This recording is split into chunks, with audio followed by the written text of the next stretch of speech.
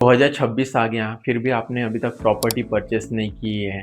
ऐसे कौन से एरिया हैं जहाँ पे बहुत ज़्यादा ग्रोथ देखने को मिल रहा है, जहाँ हमको सबसे ज़्यादा रिटर्न देखने को मिलेगा? तो आज 2026 से हम उसके बारे में बात करने वाले हैं कि कहाँ पे हमको प्रॉपर्टी लेनी चाहिए और ऐसी क्या चीज़ें रहती हैं जिसके वजह से हमको बहुत अच्छा एक अप्रिसिएशन ये 2026 में अगर हम प्रॉपर्टी परचेस करते हैं तो देखने को मिल सकता है। जय हिंद, जय महाराष्ट्र सर्व लोकांना माझं नाव आहे नवीन उके और आज हम बात करने वाले हैं 2026 में प्रॉपर्टी के बारे में। हमने देखा है कि बहुत बार ऐसी होता है कि हम रेगुलर साइट विजिट करते हैं। आज की, कल की, संडे को तो इतनी रहती है कि हमारे पास टाइम नहीं रहता है कि हम अपना खुद का शेड्यूल देख सकें, हम कहीं बाहर घूमने के लिए जा सकें। मोस्ट ऑफ द क्लाइंट आते हैं साइट देखने के लिए और ये कंटिन्यू चालू है। पिछले साल ले लो, उससे पहले साल, उससे पहले साल में, कंटिन्यू में। पर जो हर व्यक्ति साइट देखने के लिए आता है, ज़रूरी नहीं है कि वो प्रॉपर्टी लेगा ही लेगा। हो सकता है वो डिले करे कुछ काम की वजह से, प्रॉपर्टी पसंद नहीं आई या लोकेशन पसंद नहीं आया, फाइनेंस नहीं हुआ, कुछ भी चीज़ें हो सकती है। तो मोस्ट ऑफ द देखा गया है कि इसमें जो रहता है, जो एक्यूरेट अगर कोई पोस्टपोन कर रहा है तो उसमें रहता है डिसीजन का। या फिर बहुत बार होता है कि कस्टमर मतलब जो बायर रहता है वो कंफ्यूज रहता है कि प्रॉपर्टी लेनी चाहिए, नहीं लेनी चाहिए, फ्लैट लेना चाहिए, फार्म हाउस लेनी चाहिए, खेती लेनी चाहिए, ऐसा बहुत सारे उसके माइंड में कन्फ्यूज़न चालू रहता है। पर हमको पता रहना चाहिए कि जो हमारा जो मोटिव है वो किससे रिलेटेड है। क्योंकि रहता है ना, बहुत लोगों का रहता है कि नहीं, मुझे प्लॉट लेना है और घर बनाना है। नहीं, मुझे आने वाले 3 साल 5 साल के बाद में घर बनाना है। किसी का रहता नहीं यार, मुझे आगे चल के फार्म हाउस डालना है, उसकी अलग प्रॉपर्टी आती है। नहीं यार, मेरे पास तो घर वगैरह कुछ भी नहीं है, मैं रेंट से रह रहा हूँ। तो ऐसे व्यक्ति को तो मेरा बोलना रहेगा कि आप फ्लैट की तरफ देख सकते हो कि अगर उनको इंस्टेंटली रहना है, अगर नहीं उनको 1.5 साल 2 साल के बाद में रहने का प्लानिंग है तो आप प्रॉपर्टी का परचेस कीजिए। तो ये कुछ चीज़ें रहती है कि अगर हम आज तक प्रॉपर्टी की प्लानिंग, पहली जो प्रॉपर्टी अगर हमने आज तक नहीं की है, तो कौन-सी ऐसी चीज़ें कि हमको रोकती है? फाइनेंस नहीं हो रहा प्रॉपर्टी पे, बजट का इश्यू है, लोकेशन का इश्यू है, ट्रांसपोर्टेशन का इश्यू है, आजू-बाजू में मैं जहाँ पे प्लॉट देख रहा हूँ वहाँ पे लोकेलिटी नहीं है ना? मेरा वहाँ से जॉब दूर है, बच्चों का एजुकेशन दूर है, तो ऐसी बहुत सारी चीज़ें हैं जो देखने को आती है। तो इन सब चीज़ों में जो भी रहता, सबसे इम्पोर्टेंट रहता है डिसीज़न कि हम मुझे कहाँ पे डिसीज़न लेना चाहिए था या नहीं लेना चाहिए था। अगर 2026 में अगर बात की जाए तो सबसे ज़्यादा ग्रोइंग जो एरिया आ रहा है, जैसे अभी पिछले साल जैसे न्यू नागपुर का प्रोजेक्ट आया है, 1710 एकड़ का जो इतना बड़ा प्रोजेक्ट है, तो वहाँ पे आपको सबसे ज़्यादा आने वाले दिनों में दिखेगा। जिस तरह से आपने देखा होगा जैसे नागपुर में जब मिहान आया था, मिहान का एक बूम था, उसी के साथ-साथ में जब अपना वीसीए का ये आया था, मतलब जामठा स्टेडियम का आया था वर्धा रोड पे, तो उसका एक बहुत बड़ा बूम था। उसी तरह से आने वाले दिनों में जो बीएमसी जो प्रोजेक्ट आ रहा है न्यू नागपुर का, उसके आजू-बाजू में बहुत बूम रहेगा, क्योंकि कमर्शियल स्पेस ले लो, वेयर हाउस ले लो, मतलब एक तरह से वो नेक्स्ट लेवल का प्लानिंग रहेगा कि जिसके वजह से वहाँ पे जॉब क्रिएट होंगे। और लोग जहाँ जॉब क्रिएट होते हैं तो उसी के आजू-बाजू में लोग सबसे ज़्यादा रेज़िडेंशियल के पर्पज़ से देखते हैं कि मुझे वहाँ पे रहना चाहिए। और उसी के साथ-साथ में आपने देखा होगा अभी सेकंड समृद्धि का भी प्लानिंग है, जो गढ़चिरौली से लेके गोंदिया तक का प्लानिंग है। उसी के साथ-साथ में 2027 तक मेट्रो का जो वर्क है सेकंड फ़ेज़ का, वो कंप्लीट होके मेट्रो दौड़ने वाली है। और उसके बाद में तीसरे फ़ेज़ का भी काम है मेट्रो के। और उसी के साथ-साथ में जो अभी तीसरा जो आउटर रिंग रोड है, उसका भी प्लानिंग है। तो मतलब हम सोच सकते हैं कि नागपुर में अगर हम प्रॉपर्टी की प्लानिंग कर रहे हैं तो बहुत सारे ऐसे प्रोजेक्ट हैं, अगर हम आज प्रॉपर्टी प्लानिंग करते तो हमको नेक्स्ट लेवल का अप्रिशिएशन मिल सकता है।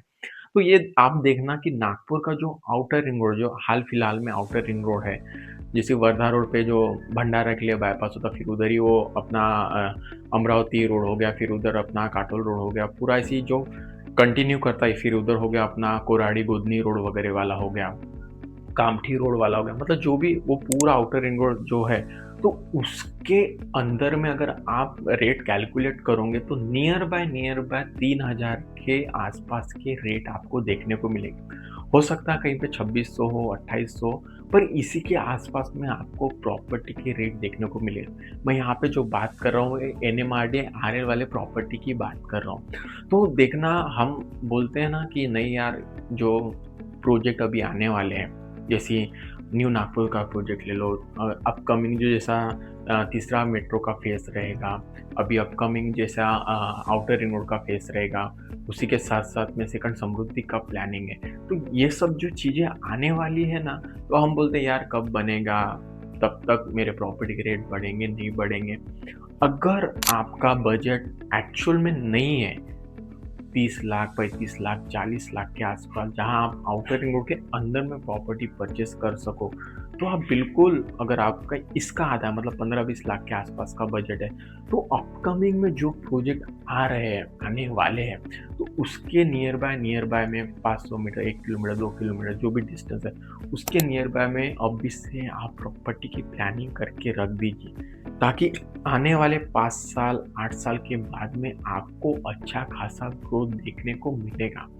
जो नागपुर अगर देखा जाए तो टियर 2 सिटी सबसे ज़्यादा ग्रोइंग सिटी में से एक है, जहाँ पे अगर देखा जाए डेवलपमेंट बहुत तेज़ी से हो रहा है। और लोग, हम बोलते हैं हमको पता नहीं रहता कि हम अपने काम में रहते, क्या हो रहा, क्या नहीं हो रहा। पर जो बाहर के लोग हैं, जैसे जो बड़ी-बड़ी सिटी है, दिल्ली, मुंबई, पुणे, बैंगलोर वगैरह, हैदराबाद वगैरह, तो यहाँ के लोगों के नागपुर में इन्वेस्टमेंट करके रख रहे हैं कि चलो हम आज लेके रख लेते हैं, आने वाले 3 साल 4 साल के बाद में हम जितना भी हमको रिटर्न मिलेगा, हम बेच-बूच के डबल ट्रिपल अपना भर के निकल लेंगे। तो इस तरह से लोगों की प्लानिंग है, और जो नागपुर में रह रहे हैं एक्चुअल में, उनकी प्लानिंग नहीं है। वो बोलते हैं चलो यार जान देना, देखेंगे, मिलेगा, अपने नसीब में रहेगा तो मिलेगा। यहाँ पे बात नसीब की नहीं आती, यहाँ पे बात आती है कि हम जो प्लानिंग कर रहे हैं, वहाँ पे हमने डिसीज़न लिया है कि नहीं लिया। अगर वक़्त पे हमने अगर डिसीज़न ले लिया रहता, तो आज हो सकता है आपका सिटी के अंदर में प्लॉट रहा रहता। अगर उस वक़्त आपने 5 साल, 6 साल, 10 साल पहले अगर आप प्लान किया रहता। हाँ, बात आती है कि उतना मेरे पास फंड था, नहीं था, वो भी एक बात है। बट एक्चुअल में अगर आज जिस 2026 में हम खड़े हैं, अगर हम प्लान कर रहे हैं 1 साल, 2 साल, 3 साल, 4 साल की बात की, तो उस तरह से आप भी प्लान कीजिए कि मुझे, मेरा इतना बजट है, इस बजट में मुझे सैंक्शन वाली प्रॉपर्टी, जहाँ पे मुझे कुछ भी दिक्कत का सामना ना करना पड़े। मैं एक जॉब है या मेरा एक बिज़नेस है, तो मेरे पास इतना समय नहीं है कि कोई प्रॉपर्टी में मैं विदाउट सैंक्शन में पैसा डालूँ, अगर मैं फँस गया तो मैं कोर्ट के चक्कर काट सकूँ। तो बिल्कुल कोशिश कीजिए, जहाँ पे NMRDA RL RERA approved property है, वहाँ पे आप प्लानिंग करने की कोशिश कीजिए। आपको 101% बहुत ही अच्छा अप्रिसिएशन मिलेगा। अगर रेज़िडेंशियल प्लॉट की बात करते हैं, तो आउटर रिंग रोड, जितना भी पूरा नागपुर को जो आउटर रिंग रोड कवर कर रहा है, सेकंड आउटर रिंग, उसके अंदर का कोई भी एरिया, सपोज़ कोई कोराडी रोड की तरफ रह रहा है, तो उसके लिए बुधनी वगैरह वाला साइड का एरिया। सपोज़ कोई कामठी साइड में रह रहा है, उधर कनान साइड में, तो उधर के आउटर रिंग रोड के अंदर का एरिया, जैसे अगर कोई का प्लानिंग वर्धा रोड पे है, तो उसके अंदर के आउटर रिंग रोड का अंदर वाला एरिया, तो ऐज़ आप रेसिडेंशियल के तौर पे देख सकते हो। जैसे हिंगना वाला रोड ले लें, वो जो आउटर रिंग रोड गया, उसके अंदर वाला एरिया इज़िली हम प्लान कर सकते हैं। मतलब हम जो बोल रहे हैं, जो आउटर रिंग रोड कवर किया है, तो वहाँ के नियर बाय तक तो मेट्रो पहुँच ही चुकी है, सेकंड फेज़ की जो मेट्रो है। तो हम as a residential purpose plan कर सकते हैं।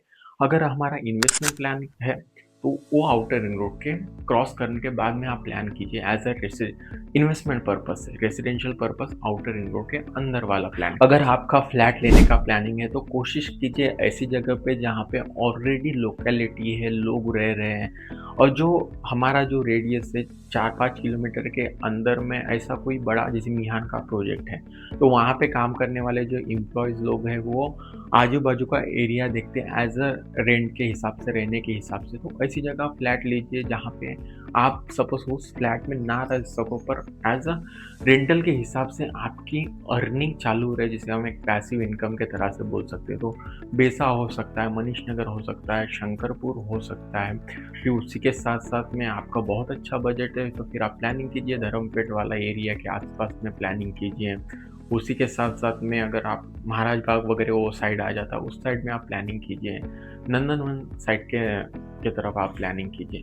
अगर आपका बजट है तो अगर हमारा बजट वही बात आती है कि हमारा बजट सपोज़ 40-50 लाख के आस-पास है, तो फिर आपको बेसा वगैरह, मनीष नगर वगैरह के नियर बाय में आपको प्रॉपर्टी मिल जाएगी। क्योंकि हम बोल रहे हैं ना, डे बाय डे प्रॉपर्टी के रेट ये बढ़ते ही जा रहे हैं। कहीं पे भी ऐसा नहीं है, आप हिस्ट्री उठा के देख लीजिए, जहाँ पे आपको देखने को मिले नहीं यार, आज प्रॉपर्टी के रेट ये थे, आज कम हो चुके हैं। आज हम 2026 जान एंड में है, तो आप देखिए कि सोने का रेट क्या चालू है, चाँदी का रेट क्या चालू है। तो आप सोच सकते हैं कि जो लैंड है, ज़मीन है, जहाँ पे हमको छत चाहिए, तो उसके रेट क्या रहेंगे आने वाले दिनों में। अगर आप तगड़े इन्वेस्टर हो, आपके पास पैसा अच्छा है, तो जो ग्रोइंग एरिया है वहाँ पे आप एक हो सकता है ना, हम कमर्शियल शॉप या छोटा-मोटा ऑफ़िस वग़ैरह डालने के हिसाब से भी आप कमर्शियल प्लॉट की प्लानिंग कीजिए। वहाँ पे भी आपको जो रिटर्न है बहुत अच्छा देखने को मिलेगा। क्योंकि हो सकता है ना, जैसे हमने कहीं पे शॉप के लिए दे दिया, तो वहाँ पे जो रेज़िडेंशियल के मुकाबले है, जो रेंटल इनकम है वहाँ पे ज़्यादा रहती है। तो आप उस तरह से भी प्लानिंग कर सकते हो। क्योंकि रेंटल इनकम और कमर्शियल इनकम की हम मतलब रेज़िडेंशियल या इनकम जो हम बोलते हैं रेंटल के हिसाब से निकलती है, और जो कमर्शियल इनकम है जो एज़ अ रेंटल के हिसाब से निकलती है, तो उसमें अगर देखा जाए तो ऑब्वियसली जो कमर्शियल का जो रेंटल इनकम रहेगा वो ज़्यादा ही रहेगा। रेज़िडेंशियल का जो रेंटल इनकम रहेगा उसके मुकाबले कम रहेगा। और उसी तरीके से जब हम बात करते हैं कमर्शियल जो प्रॉपर्टीज़ रहती है, वो उसके प्लॉट साइज़ भी बड़े आते हैं, उसका रेट भी ज़्यादा रहता है, तो हमको जो इन्वेस्टमेंट है वो भी ज़्यादा करनी पड़ती है। तो वो आप पे डिपेंड करता है, आपके बजट पे डिपेंड करता है। उस तरह से आप अपना प्लानिंग कर सकते हो कि मुझे कहाँ पे इन्वेस्टमेंट करना है, ऐसा रेज़िडेंशियल पर्पज़ के हिसाब से करना है या कमर्शियल के पर्पज़ से हिसाब से करना है। बहुत लोग बोलते हैं कि नहीं यार, मैं छोटा प्लॉट देख रहा हूँ जहाँ पे मैं कमर्शियल का प्लानिंग कर सकूँ, पर वो पॉसिबल नहीं है। आज के इसमें जो सैंक्शन जो भी प्रोजेक्ट रहते हैं, तो वहाँ पे तो रोड के हिसाब से प्लॉट एरिया कटते हैं। रेज़िडेंशियल का इतना स्क्वायर फीट का प्लॉट रहेगा, 1000, 1200, 1500 की तरह। कमर्शियल प्लॉट है तो प्लॉट साइज़ बड़ा रहेगा, 3000, 4000, 5000, 10,000 इस तरह से। तो उस तरह से आप भी प्लान कीजिए, जो भी आपका बजट है उस एज़ योर बजट। हम सोचते हैं कि किस तरह के प्रोजेक्ट में हमको प्रॉपर्टी लेनी चाहिए। जहाँ पे अर्ली स्टेज रहता है वहाँ पे आप प्रॉपर्टी की प्लानिंग कीजिए, ताकि जब प्रोजेक्ट पूरा डेवलपमेंट होके जैसे आपको पोज़ीशन मिलता है, तो तब तक आपके प्रॉपर्टी के रेट ये बढ़ चुके होंगे। कोशिश कीजिए कि जो सैंक्शन प्रॉपर्टी जहाँ पे बैंक लोन हो रहा है नेशनलाइज़्ड बैंक से, वैसी ही प्रॉपर्टी पे आप इन्वेस्टमेंट करें, और कोशिश कीजिए कि जो आपको सजेस्ट कर रहा है उस वो एक्चुअल में जेन्युइन पर्सन है, नहीं है। और उसी के साथ-साथ में उनके जो प्रोजेक्ट हैं पहले जो उन्होंने डिलीवर किए, वो प्रोजेक्ट किस तरह से थे, ऐसी ही प्रॉपर्टी को कोशिश कीजिए लेने की। अगर हम देखते हैं कि कहाँ पे हमको देखना चाहिए, अगर हम लॉन्ग टर्म इन्वेस्टमेंट के पर्पज़ से देख रहे हैं, तो कोशिश कीजिए जहाँ पे कुछ नए प्रोजेक्ट्स आ रहे हैं गवर्नमेंट के, हाईवेज़ है, मेट्रो स्टेशंस वगैरह हैं, जहाँ पे मेट्रो का प्रोजेक्ट है, कोई नामचीन चीज़ आ रही है, जहाँ पे अगर हम प्रॉपर्टी परचेज़ करते हो, तो आपकी भी प्रॉपर्टी को एक अच्छा एक एप्रिसिएशन मिल सकता है। तो ऐसी जगह में प्रॉपर्टी का प्लानिंग कीजिए।